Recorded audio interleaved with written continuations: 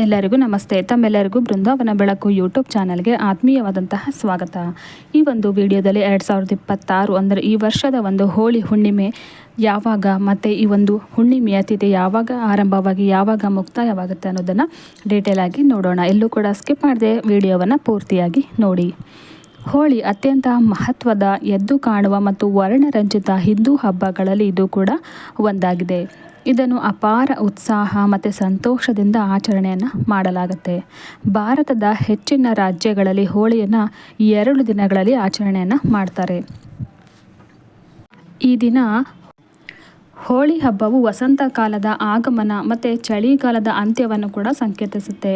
ಇದು ಇಂಗ್ಲಿಷ್ ಅಥವಾ Gregorian calendar ಪ್ರಕಾರ ಫೆಬ್ರವರಿ ಅಂತ್ಯದಿಂದ ಮಾರ್ಚ್ ಮಧ್ಯದವರೆಗೆ ಅನುರೂಪವಾಗಿರುವ ಒಂದು ಹಿಂದೂ ತಿಂಗಳಾದ ಫಾಲ್ಗುಣದಲ್ಲಿ ಈ ಪೂರ್ಣಿಮೆಯ ಒಂದು ಸಂಜೆ ಅಥವಾ ಹುಣ್ಣಿಮೆಯ ದಿನದಂದು ಬರುವ ಒಂದು ಸುಗ್ಗಿ ಆಚರಣೆ ಅಂತ ಕೂಡ ಹೇಳಿದ್ದಾರೆ.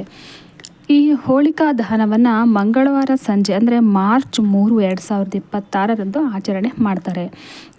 ನಂತರ ಬುಧವಾರ ಮಾರ್ಚ್ 4ರಂದು ವರ್ಣರಂಜಿತ ಆಚರಣೆ ನಡೆಯಲಿದೆ. ಈ ಒಂದು ಹುಣ್ಣಿಮೆಯ ತಿಥಿಯು ಮಾರ್ಚ್ 2 ಸಂಜೆ 5:55 ಪ್ರಾರಂಭವಾಗಿ ಮಾರ್ಚ್ 3 ಸಂಜೆ 5:07 ಮುಕ್ತಾಯ ಆಗುತ್ತೆ. ಹಾಗಾಗಿ ಹೋಳಿ ಹಬ್ಬವನ್ನು ಮಾರ್ಚ್ 4ರಂದು ಆಚರಣೆಯನ್ನು ಮಾಡ್ತಾರೆ. ಹೋಳಿ ಹಬ್ಬವು ಶ್ರೀಕೃಷ್ಣ ಮತ್ತು ರಾಧೆಯ ದೈವಿಕ ಪ್ರೀತಿಯನ್ನು ಆಚರಿಸಲು ಹೆಸರುವಾಸಿಯಾಗಿದೆ ಅಂತಲೇ ಹೇಳಿದ್ದಾರೆ. ಹಬ್ಬದ ದಿನದಂದು ಸ್ನೇಹಿತರು, ಕುಟುಂಬದವರು ಹಬ್ಬದ ಮನಸ್ಥಿತಿಯನ್ನು ಆನಂದಿಸಲು ಬಣ್ಣ, ಸಿಹಿ ತಿಂಡಿಗಳು, ವಿಶೇಷವಾಗಿ ರುಚಿಕರವಾದ ತಿನಿಸುಗಳೊಂದಿಗೆ ಆಚರಣೆಯನ್ನು ಮಾಡ್ತಾರೆ.